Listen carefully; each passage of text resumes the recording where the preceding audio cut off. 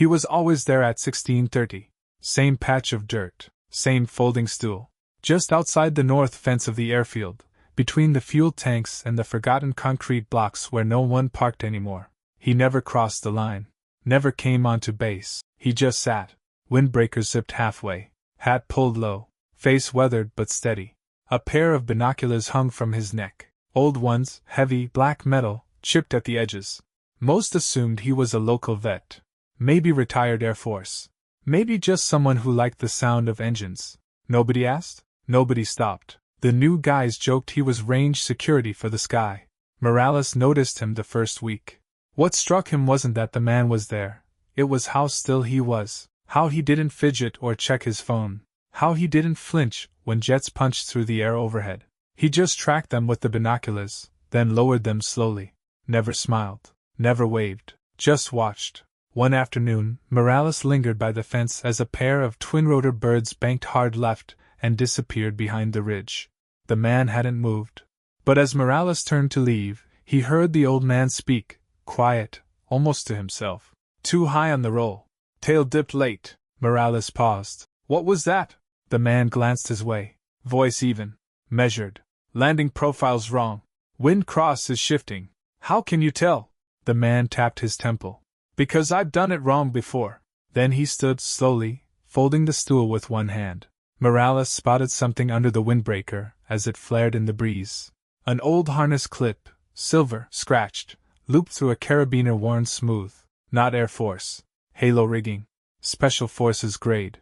Morales knew the make. Only one group still used that setup this far downrange.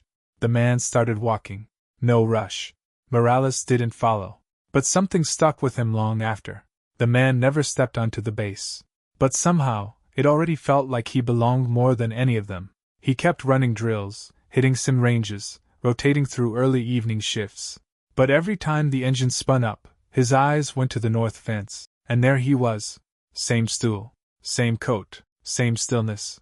One evening, Morales broke off from the group under the excuse of checking the drone pad. He circled back toward the edge of the airfield, cut across a dry patch of ground, and stopped 10 feet from the fence. The old man didn't turn.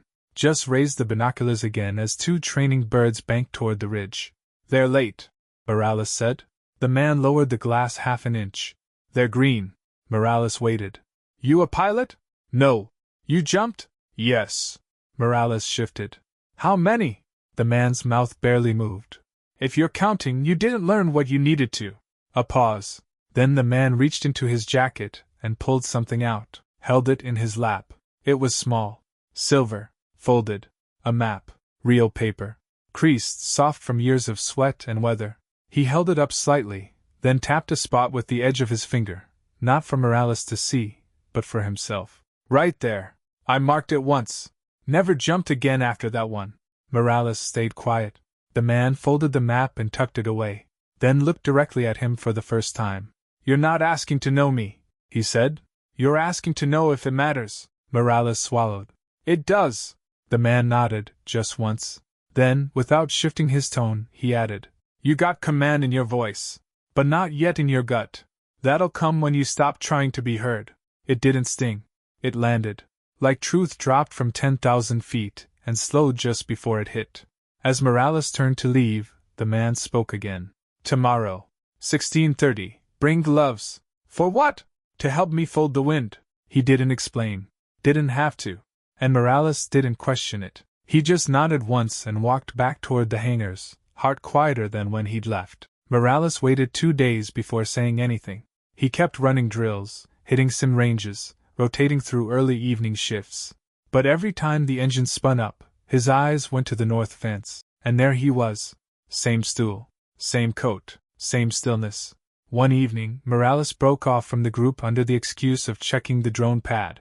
He circled back toward the edge of the airfield, cut across a dry patch of ground, and stopped 10 feet from the fence. The old man didn't turn. Just raised the binoculars again as two training birds banked toward the ridge. They're late, Morales said. The man lowered the glass half an inch. They're green. Morales waited. You a pilot? No. You jumped? Yes. Morales shifted. How many? The man's mouth barely moved. If you're counting, you didn't learn what you needed to. A pause. Then the man reached into his jacket and pulled something out, held it in his lap. It was small, silver, folded, a map, real paper, creased, soft from years of sweat and weather. He held it up slightly, then tapped a spot with the edge of his finger, not for Morales to see, but for himself. Right there. I marked it once. Never jumped again after that one. Morales stayed quiet. The man folded the map and tucked it away, then looked directly at him for the first time. You're not asking to know me, he said. You're asking to know if it matters. Morales swallowed. It does. The man nodded, just once. Then, without shifting his tone, he added, You got command in your voice. But not yet in your gut. That'll come when you stop trying to be heard. It didn't sting. It landed. Like truth dropped from 10,000 feet, and slowed just before it hit. As Morales turned to leave, the man spoke again. Tomorrow, 16:30, bring gloves. For what? To help me fold the wind. He didn't explain. Didn't have to. And Morales didn't question it. He just nodded once and walked back toward the hangars, heart quieter than when he'd left. Morales waited until lights out to search. Not out of secrecy. Out of instinct. The base records terminal wasn't locked, not the public side. But the information Morales was looking for wasn't public. He searched Halo Operations, SEAL Team, non-roster, no medal, nothing direct. Then he remembered the patch, Black Thread Trident, no unit. He changed his search string, detached special programs, flight qualified operators, no record SE Asia, 3 files returned, 2 fully redacted, 1 partially open, listed as archived, no clearance review required. He opened it. The document was plain. No mission title. No location. Just an operator summary. Code call. 7 Win. Final operational log entry. Timestamp 1999. Operator remained on ground post-insertion after mission cancellation due to weather collapse. Refused evac. Recovered 3 injured personnel from spread radius over 18 hours. Navigated to fallback LZ without beacons. Wind carried final flare signal 6 miles off target. Manually deployed visual marker from ridge point. Air retrieval confirmed only after second pass. Operator declined recognition. Notes. Subject discharged under voluntary silence protocol. Requested no benefits, no comms, no acknowledgement. Assigned civilian watch list status. Asset at rest. Morales stared at the screen. Asset at rest. That was what they'd labeled him. Like a tool no longer in use. He printed the file, folded it once, slipped it into his pocket. The next day, he returned to the fence. Same time, same silence. The man was watching a single training chopper circle wide. Morales didn't speak. He just knelt beside him and laid the folded paper in the dirt, between them. The man didn't pick it up, didn't even look down. He just said, You found what you needed? Morales nodded. The man adjusted the strap on his binoculars. Then you'll carry it now. Morales didn't answer. He just nodded. The silence felt heavier now, but not unwelcome. That was all. The wind shifted. Morales didn't feel older. He just felt steadier. The next evening, the man brought something different. He arrived early. Already seated when Morales got there. No stool this time, just sitting on a worn tarp, cross-legged in the dust like he was waiting for the sun to pass judgment. Next to him, a small case. Military green, soft canvas. Torn zipper tab, faded stitching. Morales nodded as he approached. No small talk anymore. They watched the same aircraft circle, same pattern, same turn on descent. After a few minutes, the man tapped the case. Open it. Morales hesitated, then unzipped it. Inside was a folded flag marker, but older, sun-bleached red with hand-sewn corners. Wrapped inside, a brass compass. Scratched, heavy. The kind that doesn't hum or light up, just points. The man took it from him and turned it over. On the back was a faint engraving. 7 wind/north 51 degrees 18.98 foot E000 degree 28.22. Coordinates. Morales didn't recognize them. The man held the compass in his palm for a moment longer, then closed Morales' hand around it. I dropped that in the dirt when I called the second flare, he said. Left it there. Went back for him. Morales didn't ask who him was. He didn't have to. The man's voice stayed low. When the chopper finally came, I picked it up again. It had dust in the bezel. Still does. Why keep it? Morales asked. Because I needed to know where I stood, even after I stopped moving. He handed over the red flag to Morales, unfolded it slowly. Inside was a single wind marker pin, rusted. The man didn't say, "This is yours now." He didn't say anything like that. He just said, "Time, direction, wait, that's all we ever carry." Then he stood. Not abruptly, not slowly. Just like a man who'd done what he came to do. As he walked away, Morales realized something. He wasn't passing down gear. He was passing down anchor. And now, Morales would carry the silence, not as burden, but as balance. He didn't show the next day. No stool. No tarp. No windbreaker folding in the breeze. Just empty dirt by the fence. Morales arrived early, earlier than usual. He waited in silence. No one else noticed. The contractors didn't ask. The flight line moved like it always did. Drills, landings, engine roars. But the air was thinner. That patch of ground where the man always sat looked the same. But it felt different. Like something had stepped out of it, and left its shape behind. On the fourth day, Morales walked the path alone. Circled behind the fuel tanks. Followed the slope to the fence where wind always caught the edge just right. And that's where he found it. The stool. Folded. Leaning against the chain-link post like someone had just stood up and would be right back. On the seat, the red flag, folded into a sharp triangle. Pinned to it with a rusted wind marker. A note, pressed flat under clear tape. Written in small block letters, ink slightly bled. Watch the air. Count the seconds. Trust the shift. Never chase the wind. Fold it. No name. No signature. Morales crouched and ran a hand along the tarp's faded imprint in the dirt. Then he folded the flag and tucked it under his arm. Left the stool untouched. He didn't bring it back to base. Didn't log it. Didn't explain. Instead, he began marking the fence line with small tags, chalk dots, low to the ground, each placed where the wind shifted first before an engine came through. It wasn't for safety. It was for timing. And others started to notice. Young jumpers, flight techs, even a comms officer. No one asked about the man. But they all asked Morales the same thing. "How do you know when the shift hits?" Morales would shrug, then tap his chest once. "You feel it. Just before it matters." That was all.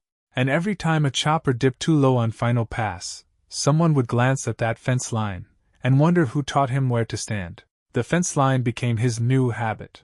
Not officially. Nobody assigned him. But each day, Morales finished his tasks, logged his hours, and walked the path behind the fuel tanks, past the old windbreak, down to the post where the stool used to rest. He never sat. He just stood, flag folded under one arm, gloves in his back pocket, boots in the dirt, watching.